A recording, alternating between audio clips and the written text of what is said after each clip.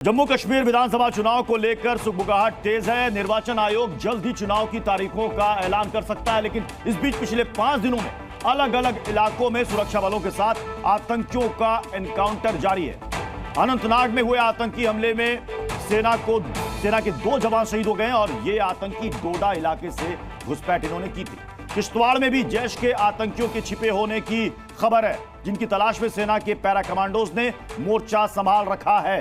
वहीं डोडा के पट्टी टॉप में भी सुरक्षा बलों के साथ आतंकियों की मुठभेड़ चल रही है। सेना ड्रोन कैमरे की मदद से आतंकियों की तलाश कर रही है और इसके साथ ही सेना और पुलिस आतंकियों के मददगारों पर भी एक्शन ले रही है। सवाल है कि क्या चुनावी आहट को लेकर आतंकियों ने दहशत फैलाने के लिए हमले तेज कर दिए हैं और क्या वोट की चोट से इस बार आतंक पर बड़ी स्ट्राइक होने वाली है? आज इसी पर होगी टू दी पॉइंट बहस, लेकिन शुरुआत इस रिपोर्ट से।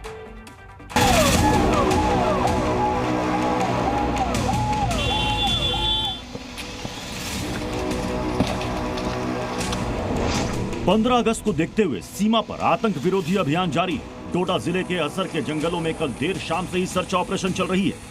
इलाके में 2 से लेकर 3 आतंकियों के छिपे होने की खबर है। जानकारी के मुताबिक रात भर रुक रुक कर सुरक्षा बलों और आतंकियों के बीच गोलीबारी होती रही। पिछले 5 दिनों में ये तीसरी मुठभेड़ है जहां सुरक्षा बलों का आतंकियों के खिलाफ ऑपरेशन जारी है। इसके साथ ही जम्मू कश्मीर पुलिस और सुरक्षा बलों का आतंकियों के मददगार ओवरग्राउंड वर्कर्स पर भी एक्शन जारी है। जम्मू कश्मीर पुलिस ने 8 ओवरग्राउंड वर्कर्स को गिरफ्तार किया है। जैश आतंकी मॉड्यूल के इन वर्कर्स ने 26 जून को डोडा में मारे गए 3 जैश के आतंकियों की मदद की थी। इन ओवरग्राउंड वर्कर्स ने आतंकियों को बॉर्डर पार करने के बाद डोडा के जंगल और पहाड़ियों तक पहुंचाने में मदद की थी। साथ ही उन्हें खाना और रहने के लिए जगह भी मुहैया कराई थी। जम्मू डोडा हाईवे पर असर इलाके में इस समय सेना और जम्मू कश्मीर पुलिस का एक बड़ा आतंक विरोधी अभियान जो है वो लगातार जारी है। सुरक्षा बलों को इनपुट है कि 2 से लेकर 3 आतंकी जो हैं वो इस इलाके में छुपे बैठे हैं, जिसके बाद लगातार जो जम्मू कश्मीर पुलिस और भारतीय सेना के जो जवान हैं पूरे इलाके को यहाँ पर घेरे हुए हैं और जल्द से जल्द आतंकियों को ढेर करने की जो कोशिश है वो पूरी तरह से की जा रही है। जम्मू कश्मीर में विधानसभा चुनाव की आहट के बीच हो रही आतंकी घटनाओं को रोकने के लिए सुरक्षा बल पूरी तरह से अलर्ट पर है। लेकिन सवाल ये उठता है कि क्या जम्मू कश्मीर में चुनाव की आहट से ही आतंकी बौखलाए हुए हैं, इसलिए चुनाव से पहले लोगों को डराने के लिए आतंकी हमले किए जा रहे हैं। इसके साथ ही आतंक के बढ़ते मददगार सुरक्षा बलों के लिए क्या एक नई चुनौती है? क्या पाकिस्तान के आतंकी अड्डों पर फिर से सर्जिकल स्ट्राइक का वक्त आ गया है? इसके साथ सवाल यह भी कि आतंक के नाम पर सिलेक्टिव राजनीति होती है क्या, जिसकी वजह से घाटी में शांति की बहाली नहीं हो पा रही है? आज इन्हीं सवालों पर करेंगे टू दी पॉइंट बहस। हमारे साथ होंगे खास मेहमान, आप बने रहिए जी न्यूज के साथ। और इस वक्त बड़ी खबर, जम्मू कश्मीर में 20 से 25 अगस्त तक विधानसभा चुनाव की तारीखों का ऐलान किया जा सकता है। सूत्रों के मुताबिक ये चुनाव अक्टूबर से नवंबर के बीच 6 चरणों में हो सकते हैं, यानी कि 6 फेज में वोटिंग संभव है। चुनाव आयोग की टीम आज गृह सचिव के साथ आज एक बड़ी बैठक करने जा रही है और माना जा रहा है 20 से 25 अगस्त के बीच जम्मू कश्मीर में विधानसभा चुनाव की तारीखों का ऐलान हो सकता है। और यह माना जा रहा है कि अक्टूबर के लास्ट से लेकर के नवंबर के पहले हफ्ते तक इस दरमियान 6 फेज में वोटिंग जम्मू कश्मीर में हो सकती है। हमारे साथ रजत वोरा हमारे संवाददाता इस वक्त जुड़ रहे हैं। रजत, क्या चुनावी सुगबुगाहट आप देख रहे हैं जम्मू कश्मीर में? जी बिल्कुल प्रत्युष, जिस तरह से चीफ इलेक्शन कमीशन का एक दौरा जम्मू कश्मीर का हुआ, 2 दिवसीय दौरे के बाद एक पत्रकार वार्ता भी उन्होंने की थी और साफ तौर पर कहा था कि कोई भी आतंकी थ्रेट हो या फिर किसी भी तरह के हालात जम्मू कश्मीर में हो, जम्मू कश्मीर में चुनाव करवाए जाएंगे। और जिस तरह से लोकसभा चुनावों में भारी तादाद में लोगों ने वोट डाला है, आतंकी लगातार बुखलाए हैं और यही कारण है कि डोडा, किश्तवाड़, इसके अलावा कठुआ, उधमपुर, राजौरी, पुंछ और रियासी में भी लगातार इस तरह के हमले कर रहे हैं। हालांकि ये जो डोडा के असर इलाके में ऑपरेशन चल रहा है अभी भी लगातार जारी है। आपको यहाँ से विजुअल दिखाने की कोशिश करेंगे किस तरह से जो सिक्योरिटी फोर्सेस का जो काफिला है वो यहाँ पर पहुंचा हुआ है।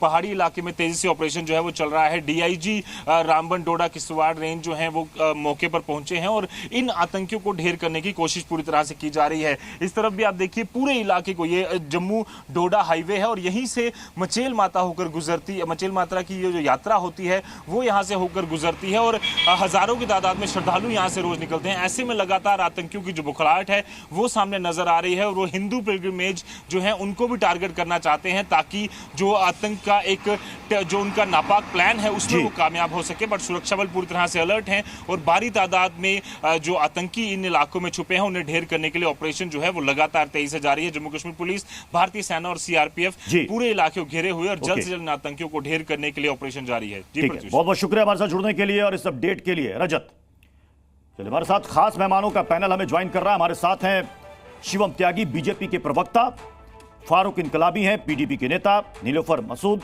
नेशनल कॉन्फ्रेंस के नेता, रविंद्र शर्मा जी हैं, कांग्रेस के स्पोक्सपर्सन हैं, रिटायर्ड मेजर जनरल के सिन्हा सर हमारे साथ हैं, अमित रैना है कश्मीरी एक्टिविस्ट। शिवम त्यागी, क्या चुनावी आहट को लेकर आतंकी बौखलाए हुए, इसलिए लगातार इस तरह की घटनाएं और हमले बढ़ रहे हैं? शिवम त्यागी,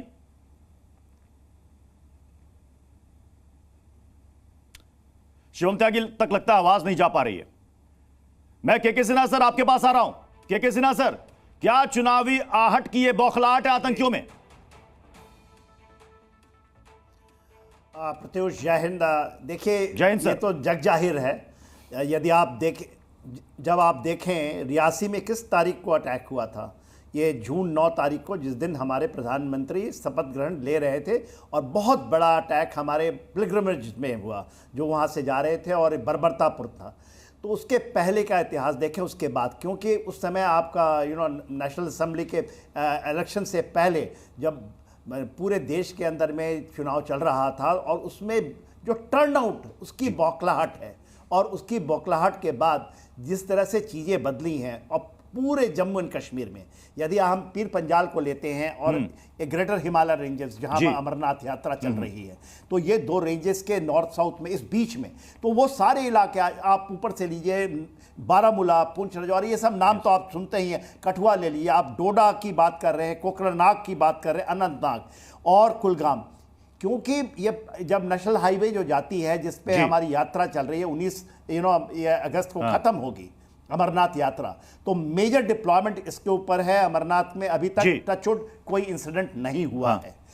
20 तारीख को एक बहुत बड़ा 15 अगस्त तो कल ही है, 15 अगस्त को आपका देखिए कुछ, और जिस तरह से चीजें बदली हैं, और आपने बताया कि क्या ये चुनाव के कारण है, एब्सोल्युटली जग जाहिर है। आपने बताया अक्टूबर नवंबर तक जाएगा ये इलेक्शन, तो उस समय तक बार बार करेगा। हमें कुछ चीजों मैं फारूक इनकलाबी आपके पास आ रहा हूं, यही सवाल फारूक इनकलाबी, आपको क्या लगता है ये जो आतंकी गतिविधियां बढ़ रही हैं, जो हमले बढ़ रहे हैं, जो टारगेट किलिंग हो रही है, इससे पहले क्या ये सब कुछ चुनावी आहट को लेकर हो रही है? क्योंकि अब ये माना जा रहा है कि अगस्त के अंत तक विधानसभा चुनाव की तारीखों का ऐलान हो सकता है। फारूक जी बिल्कुल, मैं इस बात पे बिल्कुल मुत्तफिक नहीं हूं, क्योंकि जम्मू कश्मीर के जो हालात हैं पिछले 30-40 सालों से इसी तरीके के हालात हैं, और भारतीय जनता पार्टी ने पिछले 10 सालों में जो लोगों के साथ वादे किए थे कि हम हालात को जो है जम्मू कश्मीर में नॉर्मल करने की कोशिश करेंगे, और वो कंप्लीटली फेल हो चुके हैं। जितनी भी भारतीय जनता पार्टी की पॉलिसीज हैं, प्रोग्राम्स हैं जम्मू कश्मीर को लेकर के, मुझे लगता है कि कहीं ना कहीं वो मुकम्मल तौर पे फेल हो चुके हैं। और आज जहां तक इलेक्शन का सवाल है, इलेक्शन जम्मू कश्मीर में होने चाहिए थे। इलेक्शन के लिए हम लोग भीख तो नहीं मांगते, ये हमारा कॉन्स्टिट्यूशनल राइट है, यहाँ पे डेमोक्रेटिक हमारा राइट है, इलेक्शन होने चाहिए थे। लेकिन उसके साथ साथ में मरकजी हुकूमत को सबसे पहले जम्मू कश्मीर के लोगों को उनसे जो रियासत का दर्जा छीना गया है वो वापस देना चाहिए था इलेक्शन से पहले। आप कह रहे हैं कि रियासत का दर्जा छीना गया, इस वजह से लोगों में नाराजगी। अगर लोगों में नाराजगी होती तो इससे पहले इन सालों में जम्मू कश्मीर में लोकल बॉडीज के चुनाव हुए, लोगों ने बढ़ चढ़कर हिस्सा लिया। हमने देखा लोकसभा चुनाव में बंपर वोटिंग हुई, तो ये कौन सी नाराजगी का जिक्र कर रहे हैं आप? बिल्कुल बिल्कुल, ये बिल्कुल आपकी बात बिल्कुल 100% सही है। लोगों ने बंपर वोटिंग की है, लेकिन वो बीजेपी के खिलाफ की है, ताकि पूरे हिंदुस्तान को ये पता चले किसके साथ किसके खिलाफ। ये तो जनमत है साहब, ये तो जनता का मन है, जिसको चाहे चुने, जिसको चाहे हटाए। लेकिन आप कह रहे हैं कि वहां की जनता में आक्रोश है कि रियासत छिन गया, 370 का दर खत्म नहीं हो रहा। देखिए मैं आपको बताना चाहता हूँ, आप बारामूला की सीट देखिए, जहां से इंजीनियर रशीद शाह साहब जो हैं वो 2.5-3 लाख वोटों के मार्जिन से जीते हैं। और इंजीनियर रशीद साहब तो क्या शिवम त्यागी सरकार अभी तक वहां पर चुनाव के लिए विधानसभा चुनाव के लिए माहौल नहीं बना पाई क्या, जो आरोप पीडीपी लगा रही है? बिल्कुल, भारतीय जनता पार्टी मुकम्मल शिवम तौर त्यागी। पे फेल हुई है। देखिए प्रत्युष जी, 10 सेकंड लेकर बस मैं इस देश की बेटी जो डॉक्टर है उसको श्रद्धांजलि देना चाहूंगा। मौमिता देवनाथ के साथ जिस तरीके से बंगाल में जो है बलात्कार हुआ है और जिस तरीके से उसकी हत्या हुई है और जिस तरीके से निर्भया पार्ट 2 इस देश में हुआ है, इस देश की सभी पॉलिटिकल पार्टीज को एक साथ आना चाहिए और इतना भी बेशर्म नहीं होना चाहिए कि अगर आपके राज्य में इस तरह का किसी बेटी के साथ हो रहा है तो आप लोगों को ब्लॉक कर करके भागेंगे। केस सीबीआई को पहुंच गया है। मुझे लगता है कि सारी दुनिया पर बोलने वाले लोगों के मुंह में अब फेविकॉल शायद चला गया और वो बोल नहीं रहे। पूरे देश के डॉक्टर स्ट्राइक पर हैं और एक बेटी के साथ जिस तरह की स्थितियां बन गई हैं, मुझे लगता है कम से कम अब तो थोड़ी सी शर्म होनी चाहिए। और बंगाल में ममता बनर्जी से लेकर तमाम चाहे नेता, चाहे वो राहुल गांधी, सोनिया गांधी, कोई भी हो, तेजस्वी यादव, अखिलेश यादव, बोलना चाहिए। देश की बेटियों के साथ हॉस्पिटल्स में घुस कर बलात्कार हो रहा है, उनको मारा जा रहा है, उनकी हड्डियां तोड़ी जा रही हैं, जम्मू कश्मीर क्या हो रहा है। मैं मानता हूं कि कम से कम उस पर राजनीति नहीं करनी चाहिए। अब मैं बिल्कुल उस पर राजनीति नहीं करनी चाहिए। मैं जम्मू कश्मीर वाले मुद्दे पर आइए जी। हाँ जी, अब मैं एक चीज कहना चाहता हूं। इन्होंने कहा कि भाई वो जनमत तो है, जो वोटिंग जो है वो तो भाजपा के खिलाफ हुआ। विषय ये है ही नहीं, वोटिंग किसके खिलाफ हुआ ये महत्वपूर्ण ही नहीं है, लेकिन वोटिंग बढ़ चढ़ कर हुआ और लोकल बॉडी चुनाव में जिस तरीके से चुनाव शानदार तरीके से संपन्न हुआ, जीत उस बात में है। जीत इस बात में है कि लोकतंत्र में वोटिंग होना, लोगों का मत होना बेहद महत्वपूर्ण है। और आज जो जम्मू कश्मीर के हालात है वो, प्लीज बीच में मत बोलिए, बीच में मत बोलिए। नेता पीडीपी से मेरी गुजारिश है, आप पर जुल्म हुआ होगा, गलत लोगों पर जुल्म हुआ होगा, जनता पर जुल्म नहीं हुआ। प्रत्युष जी आप इनको रोक दीजिए प्लीज, मेरा रिक्वेस्ट है आपसे। 1,30,00,000 की आबादी वाला मेरी फारूक जी रुक जाइए। फारूक जी आपने यही कहा ना कि नॉर्मलसी नहीं ला पाई बीजेपी इतने दिनों में। इसी का जवाब बीजेपी से मैं ले रहा हूं। शिवम त्यागी जल्दी से बोलिए, उसके बाद मैं बाकी मेहमानों का रुख करूंगा। शिवम त्यागी। Thank you. तो मैं सिर्फ यही कहना चाहता हूं कि ये लोकतंत्र की ही जीत है। जहां तक बात नॉर्मलसी की है, चुनाव आपने लोकल बॉडीज के देखे ही, इसके अलावा सारी स्थितियां बेहतर हैं। हाँ, कुछ लोग जो कुछ हार्डलाइनर्स हैं, कुछ जो आतंकवादी हैं, वो इस बात को लेकर बेइंतहा परेशान हैं कि कैसे जम्मू कश्मीर इतना शांत हो सकता है, कैसे स्थितियां बेहतर हो सकती है, कैसे वहां पर चुनाव भड़के हुए लोग हैं। दर्द है उनको कि लोकतंत्र की बहाली क्यों हो रही है, क्यों हम बांग्लादेश नहीं हो जाते, क्यों हम पाकिस्तान नहीं हो जाते। लोगों को दर्द है। पीडीपी के जो नेता फारूक इंकलाबी हैं, इनको भी इस बात का दर्द है कि हम बांग्लादेश क्यों नहीं बन जाते। लेकिन हम हिंदुस्तान रहने वाले हैं, यहां पर चुनाव होंगे, यहां पर लोगों को चुना जाएगा, लोग यहां पर जीत कर आएंगे, प्रदेश यहां पर बेहतर होगा। ऐसे ही रहेगा, चिल्लाते रहिए कितना ही, बांग्लादेश नहीं बनेगा, ये बांग्लादेश नहीं बनेगा। नीलोफर मसूद, कौन नहीं चाहता कि जम्मू कश्मीर में लोकतंत्र की बहाली हो? कौन नहीं चाहता कि विधानसभा चुनाव हो? कौन नहीं चाहता कि वहां पर अमन चैन कायम हो? कौन है ये? बीजेपी चाहती है कि यहाँ पर चुनाव ना हो, क्योंकि आपने देखा होगा जो हमारे लास्ट चुनाव हुए वो 2014 में हुए। उसके बाद 2018 से जब डिसॉल्व हो गई असेंबली, उसके बाद कंटिन्यूअसली अभी तक, कल होगा इलेक्शन, परसों होगा इलेक्शन, तरसों होगा इलेक्शन, ये हमारे कान अब पक गए हैं। यहाँ के लोगों के जो बेसिक मसले और मसाइल है, उनसे उनका निपटारा करने के लिए कोई अपनी लोकल गवर्नमेंट तो है भी नहीं और ना ही असेंबली है यहाँ पर। तो शिवम जी से पूछ लीजिए, इनसे आप बता दीजिए कि अभी ये लोकतंत्र की बहाली की बात कर रहे थे, इन्होंने क्या किया 2018 से कि यहाँ पर लोकतंत्र जो है वो बहाल हो जाए। इनसे पूछ लीजिए आप, कौन सी चीज, कौन सी ऐसी व्यवस्था की? क्या 2002 में यहाँ पर इलेक्शन नहीं हुए? जब यहाँ पर हालात खराब थे लोकल बॉडीज के, इलेक्शन नहीं हुए। पहली बार यहाँ लोकल बॉडीज के इलेक्शन नहीं हुए। 2014 के आंकड़े आप देख लीजिए, कितने प्रतिशत यहाँ पर, कितनी परसेंटेज यहाँ वोटिंग हुई। क्या उन पर उसको नजर नहीं है? क्या ये इनको मालूम नहीं है कि जब यहाँ पर बिल्कुल पीक पर मिलिटेंसी थी, क्या यहाँ पर इलेक्शन नहीं हुए? दो चीजों को हम जोड़ नहीं सकते।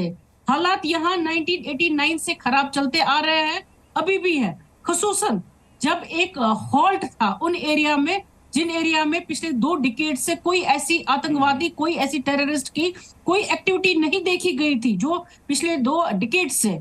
तो अब आप देख लीजिए 2019 के बाद कितना सर्ज है। क्या टारगेट किलिंग हमने 2019 के बाद नहीं देखी? क्या हमारे माननीय अमित शाह जी ने हमें पार्लियामेंट में ये नहीं कहा कि 370 इम्पेडिमेंट है मिलिटेंसी के लिए, और यही 370 जब हटा दिया गया, कौन सी पीस हमने देखी यहाँ पर? आज तो यहाँ आम शख्स जो है वो सुरक्षित नहीं है। ये लोकतंत्र की इज्जत की शिवम बात त्यागी, करते हैं, शिवम त्यागी काउंटर करना चाहेंगे आप? ये कह रहे हैं कि आपने 370 तो हटा दिया, आपने कहा था कि आतंक पर करारी चोट होगी, लेकिन उसके बावजूद आतंकी घटनाएं हो रही हैं और इससे कोई इनकार भी नहीं कर सकता। मेरी आपसे गुजारिश है और बाकी को पैनलिस्ट से गुजारिश है कि जिस तरीके से मैं आपको सुन रहा था, कम से कम सुनने की क्षमता रखिए। यहां पर पत्थरबाजी ना हो तो ज्यादा बेहतर है। सबसे पहले मैं एक चीज कहना चाहता हूं कि उन्होंने कहा कि 1989 से मिलिटेंसी तो लगातार है। जी बिल्कुल है, ठीक बात है आपकी, लेकिन लाल चौक और उसके आसपास में आपको कहीं पाकिस्तान का झंडा दिखाई दे रहा है क्या? जो पत्थर मारने वाले सड़क पर खड़े होते थे, हर रोज कश्मीर को बंद कर देते थे, वो दिखाई दे रहा है क्या आपको? वहां पर जितने भी ये हार्डलाइनर्स थे और जितने भी ये लोग थे, वो दिखाई दे रहे हैं क्या? जिस तरीके से आए दिन स्ट्राइक कॉल करके कश्मीर को बंधक बना लिया जाता था, वो दिखाई दे रहा है क्या? हाँ, जरूर हो रही है आतंकवादी घटना, इसमें कहीं कोई दो राय नहीं है और उसको भी हम कंट्रोल करेंगे, लेकिन वो इसलिए हो रही है ताकि वो चाहते हैं कि यहां पर डिसरप्शन पैदा हो, हम होने नहीं देंगे उसको। किस तरीके से 370 हटने के पहले हालात थे और आज हालात है, आप नहीं देख रहे क्या? किस तरीके से, मुझे मालूम है, मैंने कहा था ना बीच में मत बोलिएगा। नीलोफर जी, मैंने कहा था कि नहीं बोलिएगा बीच में, आप सुन नहीं सकते क्या? अरे प्लीज आप रोक दीजिए। प्रत्युष जी को लाभ है क्या इस बात का? प्रत्युष जी, मेरा रिक्वेस्ट है आपसे, प्रत्युष जी, नीलोफर जी, कोई बोलता नहीं है, लगातार ये रोक रुके। नीलोफर जी, आपने कहा कि बेचैनी क्या है? नीलोफर जी, आपने कहा कि 370 हटने के बाद क्या आतंकी घटनाएं कम हुई? क्या आतंकी घटनाएं पूरी तरह से रुक गई? नहीं, हो रही है। लेकिन यहां पर सवाल यह है कि इसके पहले जो पत्थरबाजी की घटनाएं होती थी, कश्मीर का लाल चौक और वहां की तस्वीरें, वहां का नजारा पूरी दुनिया ने देखा था। पाकिस्तानी झंडे, वहां पर लोग जाने में डरते थे और आज की तारीख में बदला तो है। इस बात को आपको मानना पड़ेगा। आप तो 7-7 दिन वहां पर पूरा बंद करके रख देते हैं, आम जनता तो वो जा नहीं सकती। क्यों मानेंगे? यहाँ पर ध्वज नहीं फहराया जाता था पहले। कश्मीर का लाल चौक कितना खूबसूरत लगता है नीलोफर जी। हम पंक्तियों में जाते थे। नहीं, श्रीनगर का वो लाल चौक कितना खूबसूरत लगता है। शाम के वक्त आप भी जाती होंगी, तिरंगे में रंगा हुआ, और आज तो और भी खूबसूरत लगेगा। पूरी दुनिया को ऐसे यहाँ पर कभी कुछ होता ही नहीं था। ठीक है।